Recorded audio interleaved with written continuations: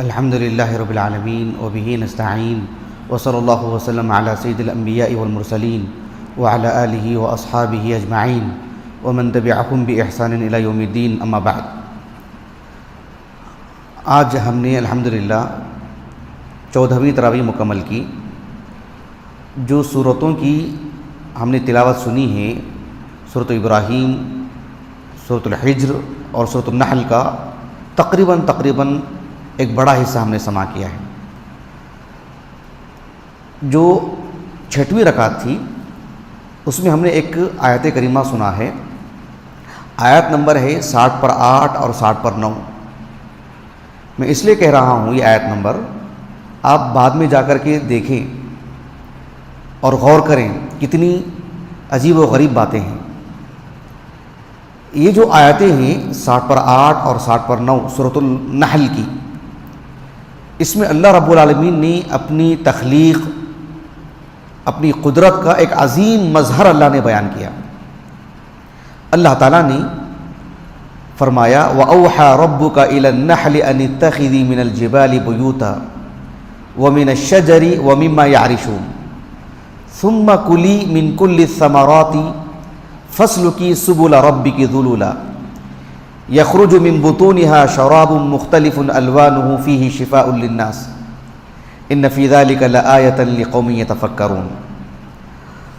یہ جو دو آیتیں ہیں، ان دو آیتوں میں اللہ رب العالمین نے النحلہ، شہد کی مکھی، اس کی پوری زندگی، اس کے پورے زندگی کے پورے کردار کو اللہ نے بیان کیا۔ یعنی آپ ذرا غور کیجئے، یہ جو سورت ہے نا، سورۃ النحل مکی صورت ہے، اس میں اللہ رب العالمین نے اپنی توحید کی متعدد دلائل دی ہیں، اپنے رب ہونے کی۔ اتنی نعمتیں اللہ نے بیان کی ہیں، ان میں سے ایک یہ عظیم نعمت، دیکھو ایک بنیادی بات میں بتانا چاہ رہا ہوں کہ شہد کی مکھی سے متعلق میں نہیں سمجھتا کہ یہاں جتنے لوگ بیٹھے ہیں کسی کو تجربہ ہوگا۔ ہے آپ کو تجربہ ہے اس کا؟ شہد کی مکھی سے متعلق میں آپ کو بتا رہا ہوں کہ شہد کی مکھی سے متعلق اگر کسی نے زندگی لگائی ہو ان کے پیچھے، وہی اس کو جان سکتا ہے، وہی اسے معلوم کر سکتا ہے، وہ اپنی جگہ پر۔ میدان کا علم تو ہم کو نہیں ہے، لیکن اللہ رب العالمین نے قرآن میں ان دو آیتوں میں جو شہد کی مکھی کے بارے میں بیان فرمایا ہے، سبحان اللہ، ایک عام انسان بھی پڑھ کر کے یہ کہہ سکتا ہے کہ یہ صرف اللہ کا کلام ہے، یہ خالق ہی یہ بات کہہ سکتا ہے۔ اگر اس کو عربی اسلوب میں سمجھ لیں جس زبان میں اللہ نے نازل کیا ہے، پھر تو اللہ رب العالمین کی توفیق شامل حال ہو تو یہ اسلوب اس کے لیے کفایت کر جاتا ہے ایمان لانے کے لیے۔ شہد کی مکھی کے بارے میں اتنی حیران کن باتیں ہیں، صرف ان دو آیتوں کا خلاصہ میں آپ کو بتاتا ہوں کہ یہ دو آیتیں جو شہد کی مکھی سے متعلق ہیں، یہ پڑھ کر کے معلوم ہوگا کہ اللہ ہی یہ بات کہہ سکتا ہے، خالق ہی یہ بات کہہ سکتے ہیں، کوئی نہیں کہہ سکتا یہ بات۔ مثلا آپ دیکھو، اللہ تعالیٰ نے کہا وَأَوْحَى رَبُّكَ إِلَى النَّحْلِ، اللہ تعالیٰ نے کہا کہ وَأَوْحَى، وحی کے معنی ہم جانتے ہیں کہ عربی زبان میں اس کا جو عام معنی ہے القاء علم علی اخفاء، بالکل لطیف انداز میں، ہلکے پھلکے انداز میں، اشارے کنایے میں نہایت تیزی کے ساتھ کسی کو کسی بات کی خبر دینا۔ عام لغوی معنی، شرعی معنی نہیں بتا رہا ہوں۔ قرآن مجید میں وحی کا لفظ کثرت سے استعمال ہوا ہے، صرف نبی کے لیے نہیں، عام انسانوں کے لیے بھی، جانوروں کے لیے بھی، حتیٰ کہ شیطان کے لیے بھی۔ تو اس لفظ کے اندر بہت وسعت ہے معنی کے اعتبار سے۔ تو آپ ذرا غور کیجئے، جو اسلوب اللہ نے اختیار فرمائے وَأَوْحَى رَبُّكَ إِلَى النَّحْلِ، ایک چھوٹا سا کیڑا ہے، اس سے اللہ تعالیٰ اتنی عظیم اور فائدہ مند چیز تیار کروا رہے ہیں، اس کے دل میں کیسے القاء کر رہے ہیں اللہ تعالیٰ، کیسے تیار کر رہے ہیں، کیسے راہ ہموار کر رہے ہیں، کیسے طریقے بتا رہے ہیں، کیسے تعلیم دے رہے ہیں اللہ رب العالمین اس کو، یہ کیسے تیار کرنا ہے، کیسے جانا ہے، کہاں جانا ہے، کیا کچھ کرنا ہے۔ اللہ اکبر، اس کے لیے اسلوب دیکھیں کیسے ہے۔ وَأَوْحَى رَبُّكَ وَأَوْحَى رَبُّكَ إِلَى النَّحْلِ، یہاں اوحا کے معنی الہام کے۔ ابو عبداللہ القرطبی رحمہ اللہ کہتے ہیں کہ جمیع مفسرین کا اتفاق ہے کہ یہاں پر الہام کے معنی میں، تو یہ لفظ اوحا الوحی شہد کی مکھی کے حق میں یہ بات بتا رہا ہے کہ اللہ رب العالمین اسے کس اعتبار سے تیار کر رہے ہیں، کیسے اشاروں میں اللہ سبحانہ و تعالیٰ نہایت لطافت کے ساتھ، باریکی کے ساتھ اللہ رب العالمین اسے الہام کر رہے ہیں، اسے تعلیم دے رہے ہیں، اس کی تربیت کر رہے ہیں، اس کی تدریب کر رہے ہیں، اسے جو اس میدان کی جو چیزیں ہونی چاہیے سب ودیت کرتے جا رہے ہیں رب العالمین اس کو۔ وَأَوْحَى رَبُّكَ إِلَى النَّحْلِ، اس کے بعد اللہ تعالیٰ نے کہا أَنِ اتَّخِذِي مِنَ الْجِبَالِ بُيُوتًا وَمِنَ الشَّجَرِ وَمِمَّا يَعْرِشُونَ۔ بعد میں ضرور مصحف کھول کے دیکھیے گا اس آیت کریمہ کو۔ اللہ تعالیٰ نے کہا کہ أَنِ اتَّخِذِي مِنَ الْجِبَالِ، فِي الْجِبَالِ نہیں کہا اللہ تعالیٰ نے، مِنَ الْجِبَالِ، وَفِي الشَّجَرِ نہیں کہا رب العالمین نے، وَمِنَ الشَّجَرِ، وفی ما یعرشون نہیں کہا، ومما یعرشون، من حرف جر کے ساتھ۔ ابو القاسم الزمخشری الکشاف جو ان کی تفسیر ہے اس میں، فخر الدین الرازی ان کی جو مفاتیح الغیب جو تفسیر ہے اس میں، ان سب اصحاب علم نے یہ بات کہی، ابن جزئی نے بھی کہی ہے التفصیل علوم تنزیل میں، کہ من یہاں تبعیض کے لیے، اگر ایسے ہوتا کہ ان اتخذی من الجبال کے بجائے فی الجبال وفی الشجر وفی ما یعرشون ایسے ہوتا تو پورے پہاڑ پر کہاں گھر بنائے گا وہ کیڑا؟ پورے پہاڑ پر کیسے کام کرے گا؟ پورے درخت پر کیسے کام کرے گا؟ من کے ذریعے سے بتایا گیا کہ پہاڑ کے ایک حصے میں، درخت کے ایک حصے میں، ومما یعرشون، عرش یہاں کس معنی میں؟ جو بلند عمارتیں جو ہوتی ہیں، بڑی بڑی جو عمارتیں ہوتی ہیں، اس کا جو اوپر کا حصہ ہوتا ہے، ارتفاع بھی دلالت کرتا ہے یہ لفظ، بلند جگہوں پر، تو کسی ایک حصے پر وہ جو ہے مطلب شہد تیار کر سکتا ہے کیڑا۔ تو اللہ سبحانہ وتعالیٰ نے کہا کہ ان اتخذی من الجبال بیوتا ومن الشجر ومما یعرشون۔ ایک قابل غور بات یہ بھی ہے یہاں پر کہ اللہ تعالیٰ نے کہا کہ ان اتخذی من الجبال بیوتا ومن الشجر ومما یعرشون، شہد سے متعلق اللہ تعالیٰ نے جو ان تین جگہوں کی تخصیص کی ہے، ان تین جگہوں سے ہی جوڑ کے رکھا ہے اللہ رب العالمین نے شہد سے متعلق۔ ابن عاشور رحمہ اللہ کہتے ہیں کہ اللہ رب العالمین نے کتنی عمدہ جگہوں کا انتخاب کیا ہے ان کے لیے۔ اس کے مقابل آپ مکڑی کو دیکھو، وَإِنَّ أَوْهَنَ الْبُيُوتِ لَبَيْتُ الْعَنْكَبُوتِ کہا اللہ تعالیٰ نے سورۃ العنکبوت میں، سب سے ایک طرح کا حقیر گھر بتایا اللہ تعالیٰ نے اس کو، جبکہ اللہ رب العالمین نے شہد کی مکھی کے لیے گھر بنانے کی جو جگہوں کا جو انتخاب کیا ہے، بہترین جگہوں کا انتخاب، آزادانہ ماحول، ایک نفیس چیز تیار کرنے کے لیے اللہ سبحانہ و تعالیٰ نے اس کے لیے یہ سب جگہیں اللہ نے مقرر فرمائی۔ کہا کہ ان اتخذی من الجبال بیوتا ومن الشجر ومما یعرشون۔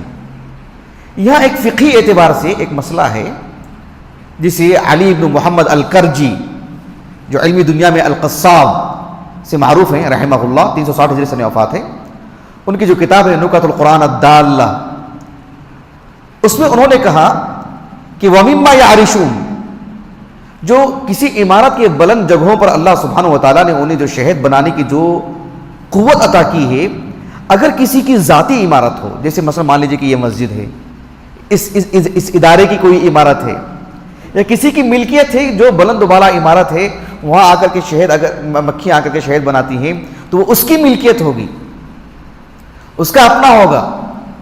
عام طور پر اس میں زکوٰۃ کا مسئلہ نہیں آتا ہے، اس لیے کہ اس میں اتنی مقدار نہیں ہوتی کہ زکوٰۃ نکالی جائے، کاروبار لوگوں کے لیے ہو سکتا ہے وہ معاملہ، لیکن اگر وہ آزادانہ طور پر کہیں جا کر کے شہد بناتے ہیں، پھر جا کر کے جو آگے جا کے اس کو نکالے گا وہ اس کا حصہ ہوگا، لیکن جس کی عمارت میں لگا ہوگا وہ تو اس کا اپنا ذاتی معاملہ ہوگا۔ بہرحال اللہ رب العالمین نے فرمایا کہ ان اتخذی من الجبال بیوتا ومن الشجر ومما یعرشون۔ اس کے بعد اللہ تعالیٰ نے کہا ثم کلی من کل الثمرات، ثم کلی من کل الثمرات، ایک قابل غور بات جو حافظ ابن القیم رحمہ اللہ نے کہی، کہا کہ اللہ تعالیٰ نے کہا کہ ثم کلی من کل الثمرات، من کل الثمرات کہا اللہ تعالیٰ نے، ایسے نہیں کہا کہ ثم کلی من الثمرات کلھا، ایسے نہیں کہا، ثمرات کو اللہ رب العالمین نے مؤخر کیا، الکل اس کو مقدم کیا اللہ تعالیٰ نے۔ جانتے ہیں اس میں کتنی لطیف بات ہے؟ حافظ ابن القیم رحمہ اللہ نے بدائع الفوائد میں کہا اگر ثمرات مقدم ہوتا تو کتنا نقص لازم آتا. اگر ایسے ہوتا کہ ثم کلی من الثمرات کلھا، کتنا نقص لازم آتا. یہ اللہ کا کلام دیکھو سبحان اللہ. یہ جو آیت کریمہ ہے اس کا نمبر ہے 7 پر 9. 7 پر 7 جو آیت کریمہ ہے نا 7 پر 7، اس میں اللہ رب العالمین نے فرمایا یہ آیت نمبر 7 پر 7 میں اللہ سبحانہ و تعالیٰ نے انسانوں کو جو نعمتیں عطا کی ہیں اس میں سے ایک نعمت یہ بھی ہے کہ وَمِن ثَمَرَاتِ النَّخِيلِ وَالْأَعْنَابِ تَتَّخِذُونَ مِنْهُ سَكَرًا وَرِزْقًا حَسَنًا، کہ النخیل کھجور، الاعناب انگور، ان دو پھلوں سے انسان بہت ساری چیزیں بناتا ہے، شراب بھی بنا لیتا ہے. وَمِن ثَمَرَاتِ النَّخِيلِ کہا اللہ رب العالمین نے. تو لفظ ثمرات اس سے پہلی والی آیت میں گزر چکا ہے 7 پر 7 میں. کس میں؟ آیت نمبر 7 پر 7 میں ثمرات کا لفظ گزر چکا ہے. اگر یہاں پر ثمرات مقدم ہوتا تو الف لام عہد کا ہوتا، المعہود الذہنی. اس کا نتیجہ یہ نکلتا کہ الثمرات ثم کلی من الثمرات کلھا. اگر ایسا ہوتا تو گویا کہ شہد کی مکھی سے اللہ تعالیٰ صرف وَمِن ثَمَرَاتِ النَّخِيلِ وَالْأَعْنَابِ اس سے جوڑ کے رکھ رہے ہیں کہ صرف اسی سے جا کر کے اپنی غذا حاصل کرو. لیکن اللہ سبحانہ و تعالیٰ نے اس کو مؤخر کیا، ثم کلی من کل الثمرات. گویا کہ الثمرات کو مؤخر کر کے یہ بات بتانا مقصود ہے کہ دنیا میں اللہ نے جتنے بھی پھل رکھے ہیں سبوں سے مستفید ہونا، سبوں کو اپنی غذا میں لانا.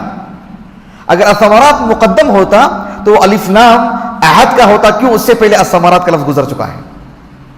وَمِن ثَمَرَاتِ النَّخِيلِ وَالْأَعْنَابِ، نقص لازم آتا اس میں. یہ بات کہی ابن القیم نے رحمہ اللہ.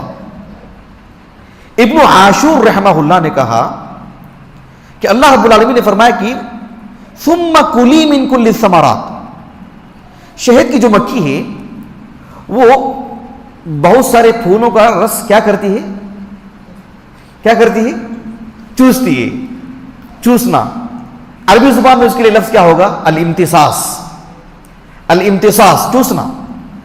اللہ رب العالمین نے اس کا جو انداز ہے غذا حاصل کرنے کا، جو چوستی ہے وہ لفظ استعمال نہیں فرمایا رب العالمین نے. اکلا کا لفظ الاکل، یہ بات بتانے کے لیے کہ ظاہری شکل و صورت اس کی امتصاص کی ہے، چوسنے کی ہے، لیکن وہ اس کی قوت ہے، اس کی غذا ہے، اس کے کھانے کا وہ انداز ہے. جیسے ایک بڑا آدمی ہے کھاتا پیتا ہے، ایک بڑی خاتون ہے کھاتی پیتی ہے، لیکن بچے جو شیرخوار بچے ہوتے ہیں وہ ان کی شکل صورت الگ ہے کھانے پینے کی، لیکن وہ ان کی غذائیت ہے دودھ، لیکن وہ چباتے نہیں، وہ کھاتے نہیں. یہ اللہ رب العالمین نے وہ لفظ استعمال فرمایا کہ ثم کلی من کل الثمرات. یہاں ایک اور قابل غور بات ہے، وہ یہ ہے کہ اللہ رب العالمین نے فرمایا ثم کلی من کل الثمرات. شہد کی مکھی کو اللہ تعالیٰ نے ایک آزادانہ ماحول دے رہے ہیں کہ جس پھول سے جس پھل سے جو ہے مطلب اپنی غذا حاصل کرنا چاہے کریں، آزادانہ طور پر. لیکن جب بات گھر بنانے کی آئی تو اللہ تعالیٰ نے اس کے دل میں جو قوت عطا کی ہے، جو صلاحیت عطا کی ہے، جو الہام اللہ نے کی ہے، وہ اللہ رب العالمین نے تقید کے ساتھ قید لگا کر کے یہاں اور یہاں اور یہاں، چوتھی جگہ نہیں. اللہ سبحانہ و تعالیٰ نے فرمایا وَأَوْحَى رَبُّكَ إِلَى النَّحْلِ أَنِ اتَّخِذِي مِنَ الْجِبَالِ بُيُوتًا وَمِنَ الشَّجَرِ وَمِمَّا يَعْرِشُونَ. لیکن جب بات غذائیت کی آئی تو کہا کہ ثم کلی من کل الثمرات. ایک قریب کے عالم دین ہے محی الدین درویش رحمہ اللہ، انتقال ہو گیا. اعراب القرآن و بیان جو کتاب ہے ان کی، اس آیت کریمہ کی تفسیر میں انہوں نے لکھا 1403 ہجری سے وفات ہے ان کا. انہوں نے کہا کہ اللہ سبحانہ و تعالیٰ نے گھر بنانے سے متعلق جگہوں کو خاص کر دیا اللہ رب العالمین نے کہ پہاڑوں پر، بلند بالا عمارتوں پر، اور جو ہے مطلب درختوں پر، اس لیے کہ اسی میں مصلحت ہے، اسی میں جو ہے مطلب آسانی ہے شہد کی مکھی کے لیے بھی اور انسانوں کے لیے بھی. آسان نہیں ہے کہ شہد کی مکھیوں کا جھنڈ آ جائے اور آ کر کے یہاں کر کے مسجد کے اندر جو شہد بنانے شروع کر دیں، کسی کے گھر کے اندر بنا دیں. کسی کے دکان کے اندر جا کر کے بنا دے, جہاں بس اسٹینڈ بنا ہوا ہے وہاں جا کر کے بنا دے, کسی بھی جگہوں پر جہاں عامت الناس کے لیے تکلیف کی بات, اس کے لیے بھی آسانی ہے, انسانوں کے لیے بھی آسانی ہے. اللہ سبحانہ و تعالیٰ نے گھر بنانے سے متعلق جو فطری طور پر اس کے اندر جو قوت اور صلاحیت رکھے ہیں جگہوں کے تخصیص کے ساتھ, لیکن جہاں تک مسئلہ غذائیت کا ہے وہ تو اللہ رب العالمین نے عام رکھا ہے اس کے لیے. ثم کلی من کل ثمرات, اللہ تعالیٰ نے کہا فسلکی سبل ربک ذلولا. فسلکی, سلکہ کے اندر جو چلنے کا جو معنی آتا ہے نا, ایک طویل انداز میں چلنے کو آتا ہے. جیسے ہم کہتے ہیں نہیں بنگلور سے ممبئی کا یہ ہائی وے ہے, بس روانی کے ساتھ چلتی رہتی ہیں گاڑیاں. ایسی نہیں ہے کہ جو مطلب یہ جو ہمارا علاقہ ہے ہگڑے نگر, یہاں سے لے کر کے شیواجی نگر تک کی جو بات ہے, یہاں سے بھی یہاں تک گاڑیاں جاتی ہیں, لیکن جب ہم کہتے ہیں نا کہ ہائی وے, گاڑیاں اعلیٰ طول چلتی رہتی مسلسل چلتی رہتی, ایک لمبی مدت تک چلتی رہتی ہیں, یوں چلے جانے کا نام ہے سلکہ. کہا کہ فسلکی, یہ فعل بتا رہا ہے کہ وہ کتنی دور دراز کا علاقہ سفر کرتی ہے, کتنی دور جاتی ہے شہد کی مکھی. سبحان اللہ. اور اللہ سبحانہ و تعالیٰ نے اس کو آزاد نہیں رکھا ہے, ایسے نہیں ہے کہ بہرحال کیسی بھی چلی جاتی ہے. اللہ رب العالمین نے اس کی خطط متعین کی ہیں, راستے متعین کی ہیں, جگہ متعین کی ہیں, یعنی اس کے دل میں بات ڈالے کہ کہاں جانا ہے, کیسے نکلنا ہے, کدھر جانا ہے. فسلکی سبل ربک, سبل راستوں کی اضافت کو اللہ نے رب کی طرف کی, یہ بتانے کے لیے کہ جو مأمور ہے وہ اللہ سبحانہ و تعالیٰ نے اسے ایک طرح کا پابند کر کے رکھے ہیں, اس کی فطرت میں یہ بات رکھے ہیں کہ کہاں جانا ہے, کیسے جانا ہے. فسلکی سبل ربک ذلولا, یہ جو ذلولا کا جو اسم ہے, ذلول هو الذی جعل لکم الارض ذلولا, ذلول اسی کی جمع ہے ذلل. عربی زبان میں ذلل کا بنیادی معنی آتا ہے اللین, بنیادی معنی نرم ہوئی, نرمی کے معنی میں. لیکن ذلل کے معنی کیا ہے, یہاں پر مفسرین دو معنی بتاتے ہیں. ایک معنی یہ بتاتے ہیں ذلل کا کہ منقادہ, مطیعہ, یعنی فسلکی سبل ربک ذلولا, یعنی شہد کی مکھی سے اللہ کہہ رہے ہیں کہ تمہاری فطرت میں اور تم کو ہم نے جو بتائے ہیں اس راستے میں تم چلی جاتے رہو, بس جو ہم نے آپ کو بتائے ہیں اس راستے کو اختیار کریں اور چلتے رہیں, ادھر ادھر نہیں جانا, جو ہم نے آپ کو بتایا وہ راستہ آپ اطاعت و فرما برداری کے ساتھ. ذلل ذلت سے, ذلیل سے. قتادہ ابن دعامہ سدوسی نے یہی بات کہی ہے, عبد الرحمن ابن زید ابن اسلم نے بھی رحمہم اللہ اجمعین, ابن جریر الطبری نے اپنی سند سے نقل کی اس بات کو, بلکہ ابو عبداللہ القرطبی رحمہ اللہ نے اسی کو درست قرار دیے. لیکن ابن جریر الطبری نے, ابن کثیر نے امام مجاہد کے قول کو ترجیح دی ہے رحمہم اللہ اجمعین, بلکہ ابن جریر الطبری رحمہ اللہ نے کہا کہ دونوں قول درست ہے, اتنی وسعت ہے کہ دونوں قول درست ہے. دوسرا قول کیا ہے, کہا کہ سبل ربک ذلولا, ذلولن کے معنی یعنی گویا کہ مسہلہ, اللہ سبحانہ و تعالیٰ نے تمہارے لیے جو راستہ متعین کیے نا, ایک انسان یہاں سے خود بنگلور میں ایک علاقے سے دوسرے علاقے کو جاتا ہے, پہلی مرتبہ پوچھتا ہے کہ میں یہاں سے کہاں جانا ہے. کبھی کبھار ایک آدمی 10 مرتبہ جانے کے بعد بھی راستہ بہک جاتا ہے, واپسی صحیح نہیں رہتی. دور دراز علاقوں کے تو پوچھے مت, کتنی جگہ پر جو علامتیں لگائی جاتی ہیں, یہاں سے ادھر جانا چاہیے, لوگ پوچھ کے بھی جاتے ہیں, پھر بھی بہک جاتے ہیں بہت سارے لوگ راستے. تو اللہ سبحانہ و تعالیٰ نے کہا کہ فسلکی سبل ربک ذلولا, شہد کی مکھی سے اللہ رب العالمین نے اسے جو مأمور کر کے رکھے ہیں کہ یہاں سے لے کر کے وہاں تک جانا ہے, پھر وہاں سے وہاں جانا ہے, پھر وہاں سے وہاں جانا ہے, اور پھر کہاں آنا ہے, اپنے گھر کو, جو اس نے پہلے گھر بنائی ہیں. اتنا طویل راستہ جو سفر جو طے کر رہی ہے, اللہ رب العالمین نے کہا کہ یہ راستہ تمہارے لیے ذلولا یعنی مسہلہ, تمہارے لیے آسان کر دیا گیا ہے. یہ راستہ تمہارے لیے ہلکا پھلکا کر دیا گیا, ایسے کہ ایک گلی سے دوسری گلی جا رہے ہیں, اتنا آسان. اسی لیے علامہ برہان الدین البقائی رحمہ اللہ نے نظم الدرر میں کہا کہ چونکہ شہد کی مکھی ایک چھوٹا سا کیڑا ہے, یہاں سے اتنی دور تک جانا یہ ایک خلاف عادت ہے, انسان کی سمجھ بوجھ سے باہر ہے. انسان یہ نہیں سمجھ سکتا کہ ایک چھوٹا سا کیڑا, انسان ہی نہیں جا سکتا ہے سمجھ بوجھ رکھنے کے باوجود, چھوٹا کیڑا کہاں سے جائے گا, نہیں. لیکن اللہ نے اس کے لیے وہ راستہ آسان کر دیا نا, اس کی طبیعت میں ڈال دی رب العالمین نے.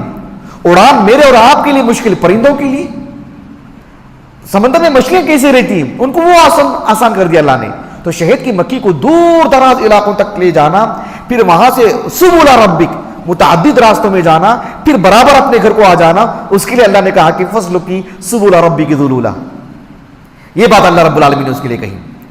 اللہ سبحانہ و تعالیٰ نے کہا فصل کی سبل ربک ذلولا. اچھا ٹھیک ہے، اب نتیجہ کیا ہوگا؟ یخرج من بطونها شراب. اللہ رب العالمین نے اصل نہیں کہا شراب، اس لیے کہ ایک فائدے کی چیز، مشروبات کی قبیل کی چیز ہے. یخرج من بطونها شراب مختلف الوانہ، اس کے ذائقے میں فرق ہے، اس کی رنگت میں فرق ہے.